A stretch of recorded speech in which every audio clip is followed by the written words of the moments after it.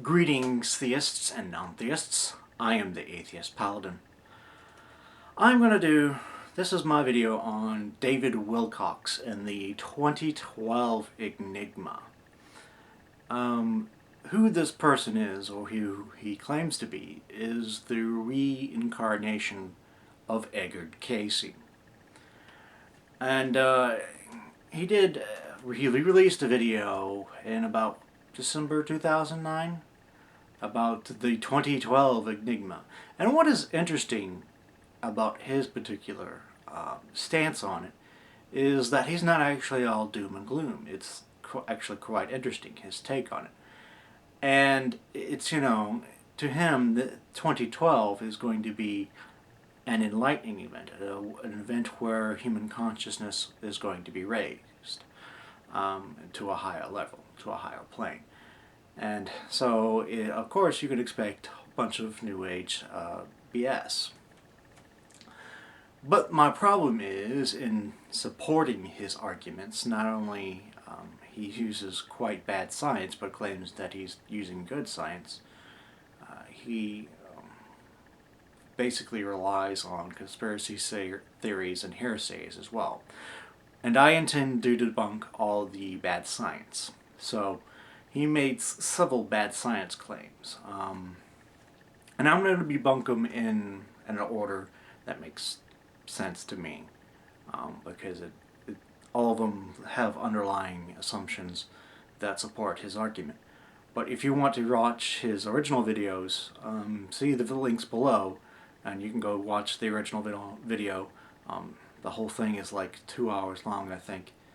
I actually was quite entertained by watching it, but once you study everything he says and look into all the details, it's quite easy to see how factually wrong he is. And I actually intended to, edit in some of his videos so you know what he's saying. But because I found out that a lot of videos that criticize him tend to be DMCA'd, I am not going to give him any room. So if this video gets DMCA'd, there will be a clear and present reason that I can sue him for actual harassment, because it won't contain any of his material. So he'll have absolutely no grounds to claim copyright to mine, and it would be a very clear present stance for actually harassment. So this will mean a victory for me in court very quickly. So DMC at your own risk, David Wilcock. I will have my day in court. So he'll make several claims. The first one is that light can transfer DNA code. He makes this claim in several different ways.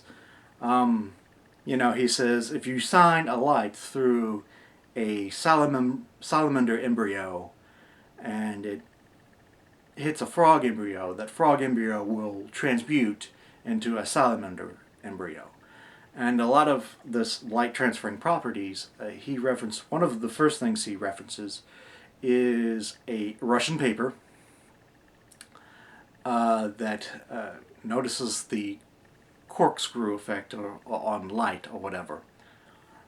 And this paper also claims that corkscrew effect will continue to happen even when the DNA is removed. So somehow it alters the space itself. At least that's the claim that David Wilcock thinks it's making.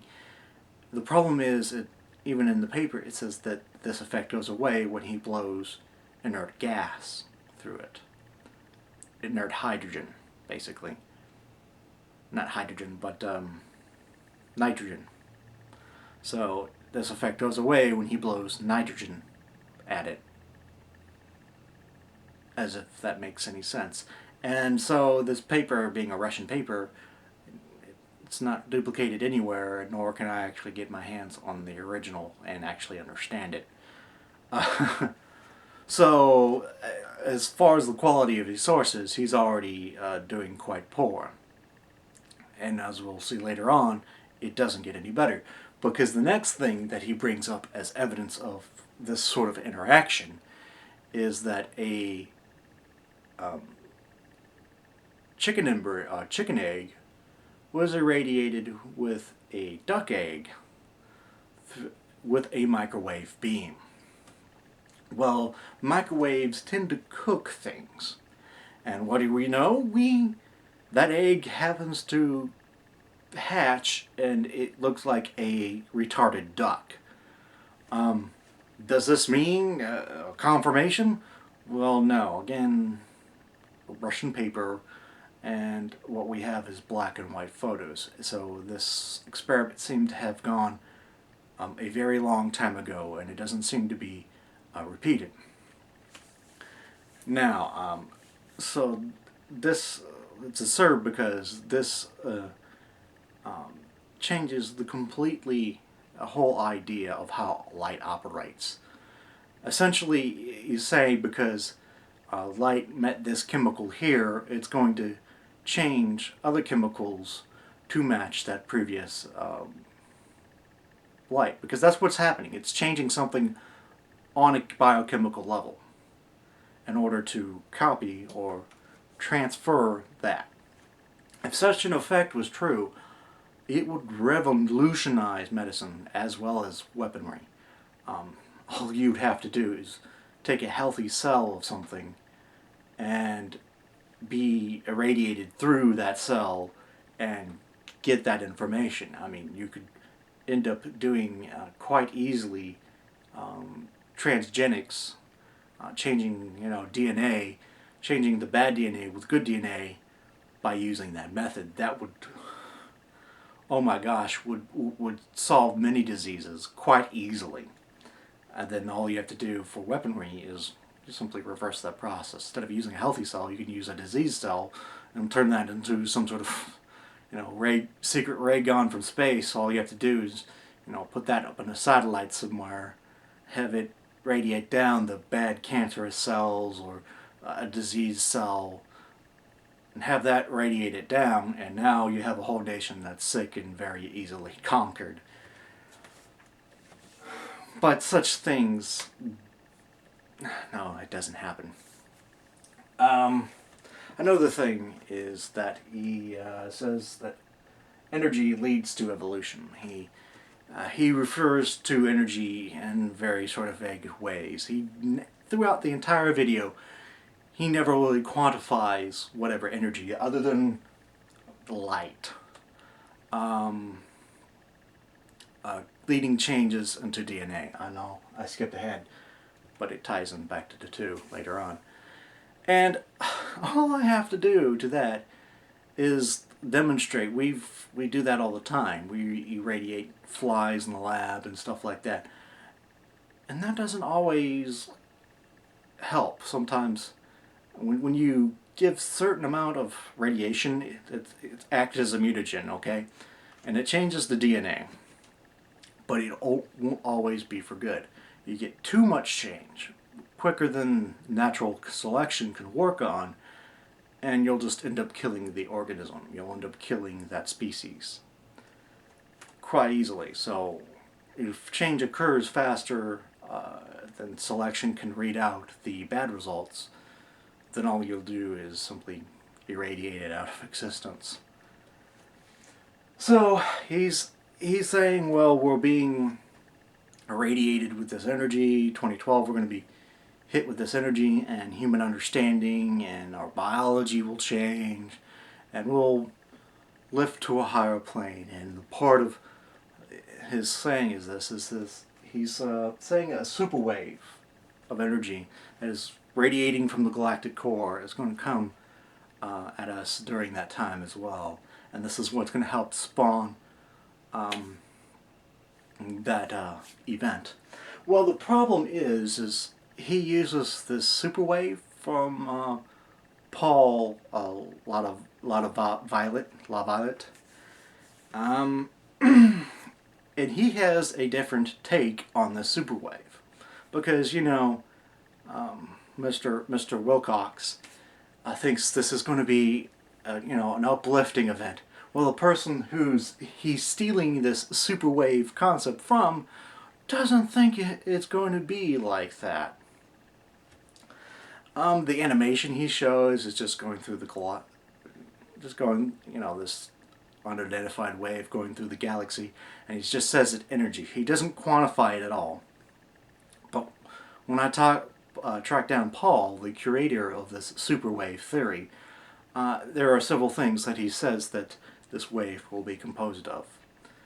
It's going to be composed of gamma rays and high energy cosmic rays. It's going to be composed of high energy particles and a gravity wave, and it will act like an EMP as well. And the problem with that is, for one, he has no mechanism that creates the superwave. He doesn't even think black holes does it. He just doesn't know. And even if you propose black holes, he proposes a periodicity to this, that it's cyclical. And whether or not a black hole feeds on a star or not doesn't happen in periodic. It happens when it happens. So he can't get a periodicity from it. Then the problem of high energy particles traveling at the speed of light. I'd like to inform him of that his PhD should be revoked because particles can't travel at the speed of light. Some travel at the near speed of light because accretion disks eject the matter, so it's like a black hole feeding on a star, and it ejects the metals at the pole, and some of them travel near the speed of light, but nothing ever travels at the speed of light because it would become so massive that it would basically be a black hole. So this matter front that's coming with it cannot possibly travel all the way with it. It would eventually slow down and meet resistance, and it would be resistance from its traveling so fast, and so therefore it would be so massive. So these higher energy particles are obviously coming with it. Okay, gamma rays. Okay, that's reasonable. We do get gamma ray bursts all the time. That's a reasonable part. But then he says it acts like an EMP. No. I don't know any effect that would cause it to act like an EMP. Now the reason solar flares have such an effect because they mess with our magnetic field, and our magnetic field in oscillation to the stream of particles that come from the sun, that's what causes that effect. It's an interaction with our own magnetic field.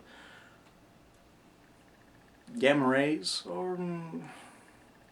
they would have to be pretty powerful in order to have that sort of effect on our magnetic field. But then that would just simply cook away the Earth anyways and kill everything on it. He does think it's going to be a devastating effect, but I don't think he's going to think... He doesn't put it at such a level that, well, we'll just simply be doomed. But he thinks it's something that we should prepare for. And then the gravity wave that is going to cause earthquakes. Again, I don't know how he thinks gravity moves, but it happens because of matter. And that matter, I guess, since that matter is traveling at the speed of light, and it's going to be so massive, I guess a gravity wave is going to come with it. But since that's not plausible, I don't know how that gravity wave is going to come here. Gravity doesn't work in that way. And of course, this is a guy who thinks he's solved the gravity problem with his subatomic particle kinetics, and he's think he's done it better than general relativity, and that he has found a way to make anti-gravity propulsion. This man highly thinks of himself. But yeah, that's the problem with using that. So, and he uses that to support David Wilcock uses this superwave to support his idea of there being a cyclical nature to evolution on this planet. So then he goes into more bad Russian science, into sacred geometry. And one of the things he references is this PVC pyramid. And supposedly in this pyramid, seeds germinate better, things grow faster, and this, all sorts of BS. I don't really have to go on the point of refuting this because, again, it's an obscure Russian paper that is not repeated anywhere, and it would revolutionize, again, science if such a thing would be found out. But hardly anybody knows of it. So, bad science again. And then he also goes into, when you put a camera down and you have it look at a bowl of sand, right, just over a speaker, and you do at certain frequencies, it makes a pretty interesting pattern in the sand. If you suspend it in water, I think, or is it just the sand by itself? But it makes these pretty interesting patterns, and again, he uses that to reinforce his sacred geometry, and these geometries lead to certain nexuses of energy, and he uses that to reference that there are Bermuda triangles over the world, and these are portals to things, and he's really taking this idea